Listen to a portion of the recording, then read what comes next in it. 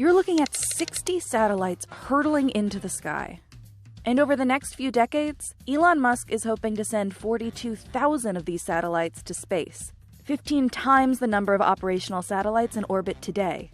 It's part of Starlink, the expansive constellation from Musk and SpaceX that hopes to bring the world low-latency, high-speed internet, promising no more buffering and nearly instantaneous internet in every corner of the world. But experts worry it may come at a hefty cost for space exploration.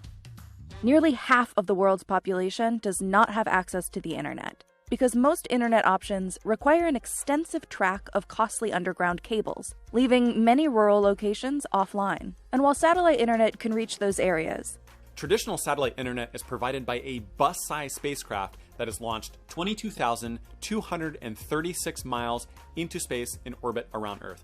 That distance means the satellite can reach places that cables can't. But since that one satellite is meant to service a lot of people, its data capability is limited, which then limits connection speeds. And that signal has to travel a long way, creating a lot of lag. This is where Elon Musk and SpaceX come in. Starlink is a globe-encircling network of internet beaming satellites that is trying to get you online no matter where you are in the world. And there's a rather persuading element for SpaceX as well. Elon Musk has said he's just trying to grab a small percentage of $1 trillion a year telecommunications industry around the world. If SpaceX can pull this off, the company could net about $30 to $50 billion a year. Musk and SpaceX President Gwynne Shotwell say that much money could single-handedly fund the development of Starlink, Starship, and SpaceX's Mars launch infrastructure. As of early October, SpaceX has launched more than 700 satellites into orbit, with a plan to release a total of 12,000 over the next 5 years, half of them by the end of 2024. And Musk wants to add another 30,000 to that, coming to a total of 42,000 satellites circling Earth. All of these satellites will also be much closer, anywhere from 200 to 400 miles above the planet in low Earth orbit. This reduces the connection delay that is found with traditional internet satellite. Once in orbit, these Starlink satellites will be constantly on the move, which is why so many are necessary. The problem is you have to have many satellites orbiting to make up for the fact that you can't stay in one spot above the Earth, because you need several satellites overhead at any one time to cover many users. Every satellite will connect with several others via laser beams, creating something like the network's backbone. And to actually bring this internet into your home, you'll need to get a pizza-sized antenna. This phased array antenna can aim its beam at whatever satellite is overhead, which will maintain an internet signal in your home. But this scheme isn't without problems. Starlink satellites are bright. They reflect the sunlight and shine it back towards Earth, so they end up looking like bright, moving stars. As cool as it may look, that comes with problems.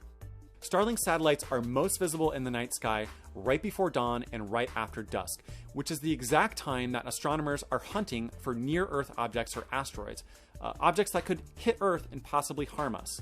And as more satellites go up, so does the likelihood that they'll interfere with astronomers' views.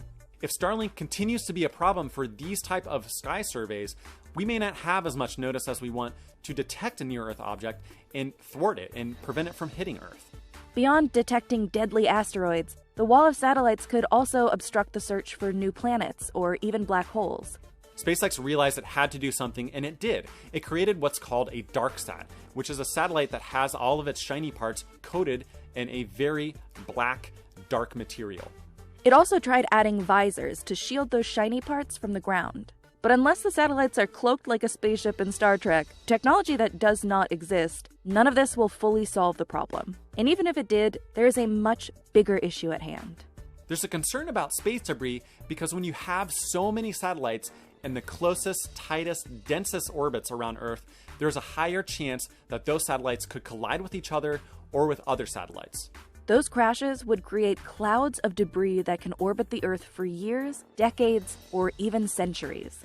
And that debris can then disable or cause other satellites to crash into each other, creating even more debris, and this problem spirals out of control in an effect called the Kessler syndrome. And if we reach that, then essentially space is too unsafe to access. To be clear, the risk of a runaway Kessler syndrome is very low.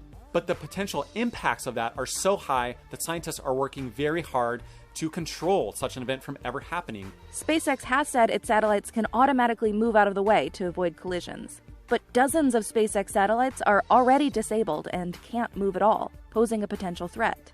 And those concerned with SpaceX's plans are lobbying the FCC to rein in the company and more strictly regulate low Earth orbit.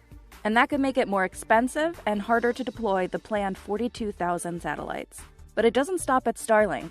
Amazon's Kuiper project, OneWeb, China's Hongjian, and other projects are looking to challenge SpaceX by launching their own global networks of hundreds or thousands of satellites. If they all got their way with little to no regulation, we could end up with 100,000